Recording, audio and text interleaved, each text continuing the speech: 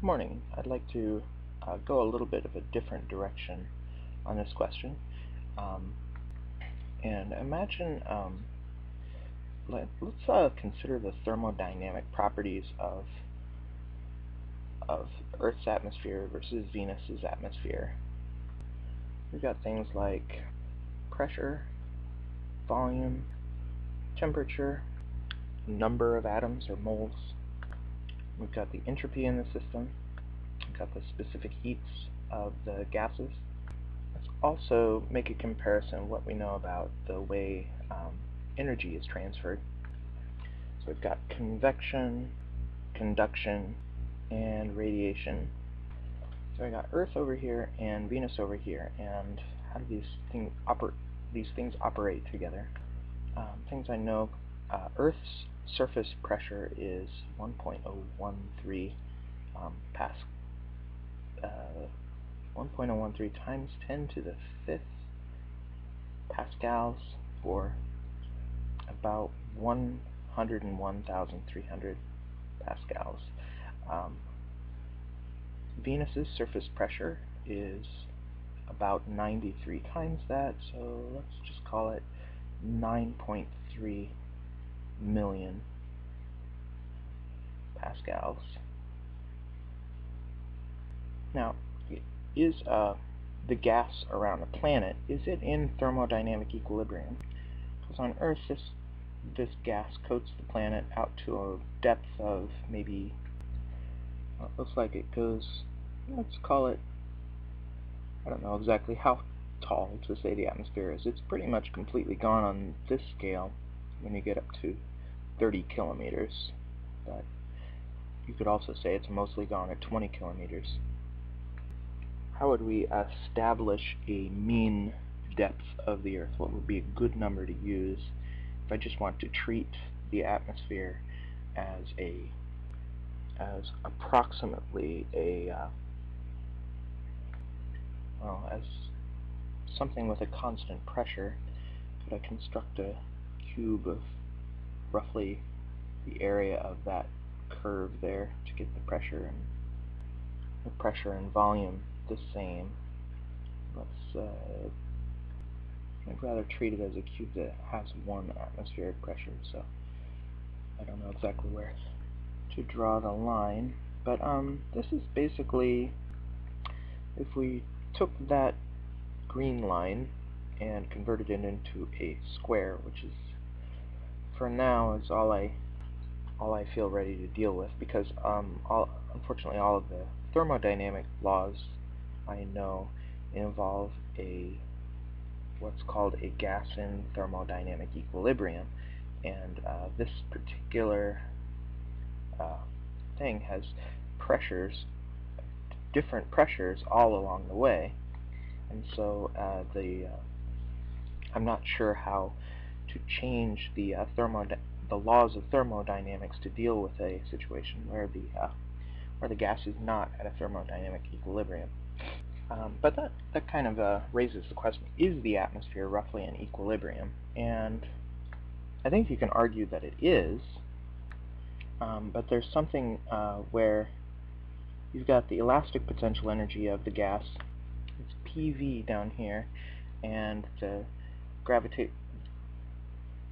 elastic potential down up here is PV equals 0, but the gravitational energy down here, starting from an arbitrary 0, is 0, while gravitational potential energy over here is the rho GH, right? Where rho is the density of the gas up there. So somehow we ought to be able to replace in the PV equals nRT term, instead of using PV, which I've been calling the elastic potential energy. Just in the past few days I've been calling it that. So but I was looking for a word to describe that, since this right here is basically the thermal energy. I'm just trying to put the ideal gas law into words, and this is what I finally decided on.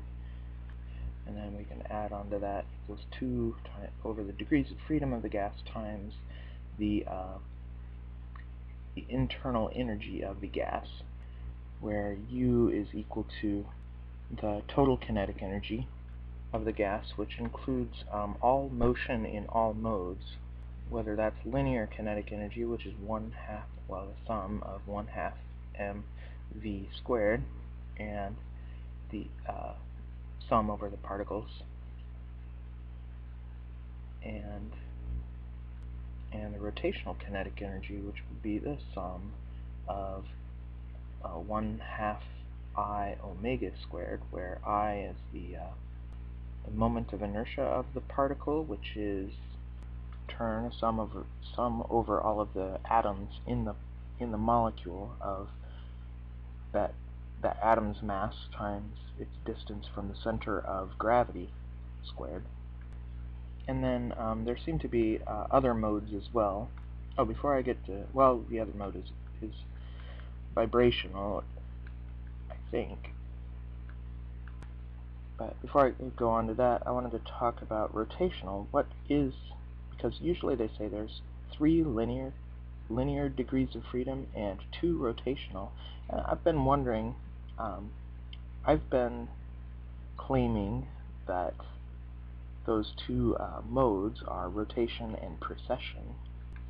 Rotation is spinning around an axis, while precession is where the axis spins around an axis itself. Okay, you can see this book rotating in space around one of its axes and another axis, and here it is spinning around probably 2 different axes at once, and I think this is a combination of 2 rotational degrees of freedom. Now fluids, on the other hand, become unstable if you spin them around the wrong axis, and they will quickly turn into the axis, their largest axis of rotation. So the fluidity of the object can affect how many degrees of freedom are. So I think there's some factors in here we could think about. Is the rigidity of the molecule. If it's a rigid molecule, then it will maintain 2 degrees of rotational freedom. If it's a non-rigid molecule, then it can be hit by, or it can absorb light of one or another frequency and convert it into rotational kinetic energy along its longest axis, and start spinning stably, more or less. And once it started spinning stably, it's really has it pretty much absorbed the temperature? Has it absorbed the energy of the gas? If carbon dioxide has a much more a stronger capability of doing that, then maybe I could believe that it had a greater capacity to absorb infrared radiation. However, nobody's ever made that argument to me, and I would want to see a little bit more specifically, exactly by how much, a little bit more into the theory. I don't know. In any case, yeah, that's not the argument. The argument that I generally hear is that, well, I don't know what I heard. I heard the other day, I saw somebody argue that it has nothing to do with specific heat, that carbon dioxide's property as a greenhouse gas doesn't have anything to do with specific heat.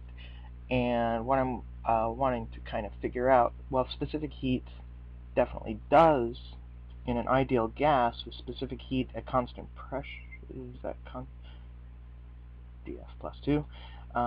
C sub V is degrees of freedom over 2 times the ideal gas constant.